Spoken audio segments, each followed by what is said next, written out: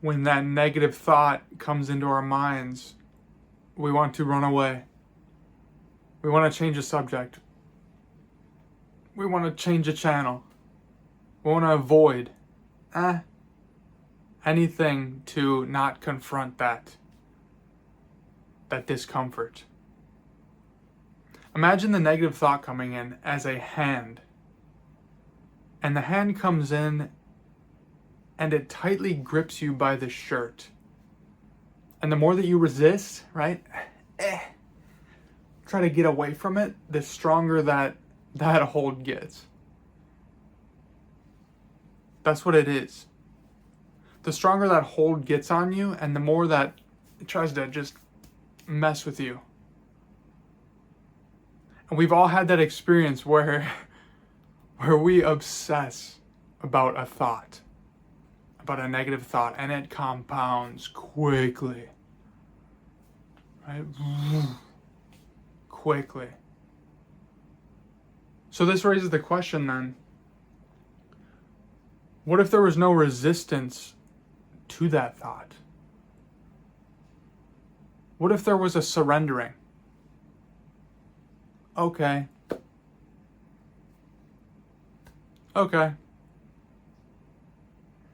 Imagine the negative thought comes in, right? And you don't resist. You let it be there. So it tries to grab you and it just easily slides off.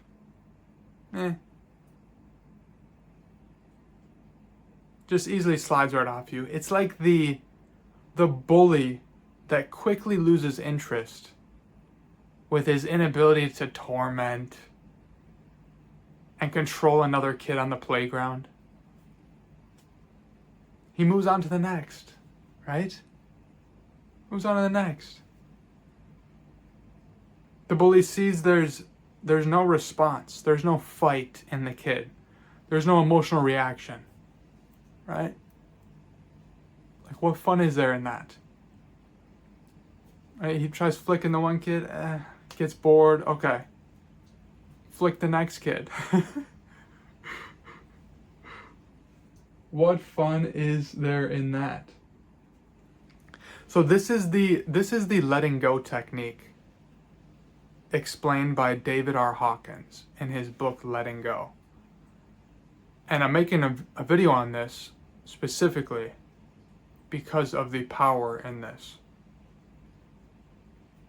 This is the letting go technique. When those thoughts come in and you feel the inclination to run away, get away, and avoid it, let it be there. Just let it be there.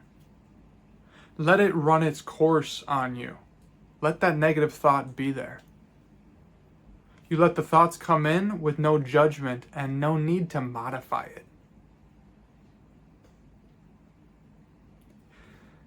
So in this practice, we quickly realize that thoughts just come and go. They'll come in, you let it be there. There's no work to be, there's no grip on you there. So it gets bored and leaves quickly. The bully analogy here is very, very fitting. The negative thought comes in, bored, leaves. So there's no need to take the thoughts seriously when we put this into practice. It's more of they're more objective. They seem more objective, just like things, right? Things around us that just come and go. And the positive effect on this is exponential. Because if you think about it, if the thoughts continue to come in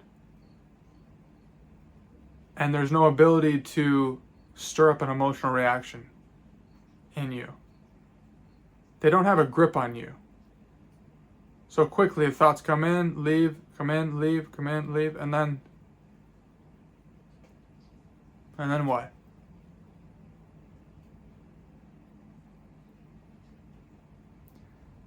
And the beautiful thing about this is there's no need to sit down, okay? There's no need to sit down, get into meditation. No, this is something you can practice all throughout your day with whatever you're doing. This is simply dealing with your thoughts coming in at any given moment. So that is the beauty in this. I had this experience recently. Of being very stressed the one week. It was the one work week, and I couldn't do enough. Results weren't coming in the way that I wanted, and I felt the need to keep doing. Right? That running away from the situation, the need to keep doing an attempt to make it better. So that's what I did. I kept doing and doing. I felt that pressure, that stress just build on me. And I felt it in my body, right? Even my skin was just tense. And after days of doing and trying to make it better, I sat down in my recliner chair the one day. And I listened to my body and I just let it be. And I sat in my recliner chair, put my head back to take a nap, and it was 10 in the morning. I was exhausted. But I surrendered to the situation. I surrendered to the situation and just let all those feelings be there. And I let it be there while I slept for an hour and a half, and just a revival of a nap. And during this rest, I felt the resistance. I felt that tension in my skin just evaporate. Instantaneously. It was the ultimate nod from the universe. Like, yep. You ever feel those nods? That intuitive nod of just, yep, that's right. Good work. And after an hour and a half of sleep, I woke up from that nap and I was just renewed. I was just absolutely renewed. I felt lighter. I felt re-energized. And my day began to work better. My day just began to work better. Things flowed. The results came through. And I just let it happen. I let it happen.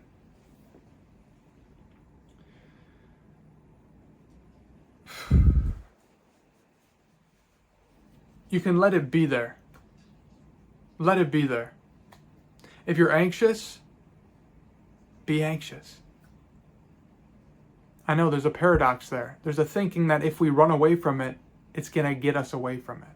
If we avoid it, we're going to get away from it. If it's an anxious feeling, anxious thought, let it be there.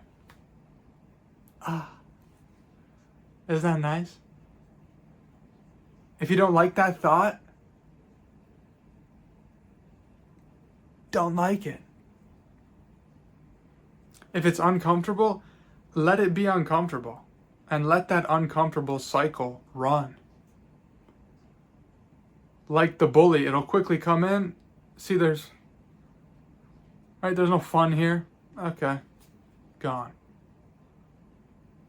If there's a thought you shouldn't be thinking about, if there's a thought you shouldn't be thinking about, that's a bad thought. Then think that you shouldn't be thinking about that thought. Okay. Let it be there. No judgment. No need to change it. Because if you do feel that need to start changing it again, for example, if you close your eyes and you start thinking a bad thought, you're like, I shouldn't be thinking about that thought. Or there's a person that comes in your mind, that person, they did this thing. And if that starts to happen again, that's the ego coming back into play, trying to stir things up again, right? So there's no judgment, no need to put a label on it. No need to change it. Let it be there. It's the bully that gets bored with the kid who doesn't react. I love that analogy. Right? Flicking the one kid's head, doesn't do anything. Okay. Move on to the next, Waiting for someone to react, for some fun, for a fight. And if there's no fight,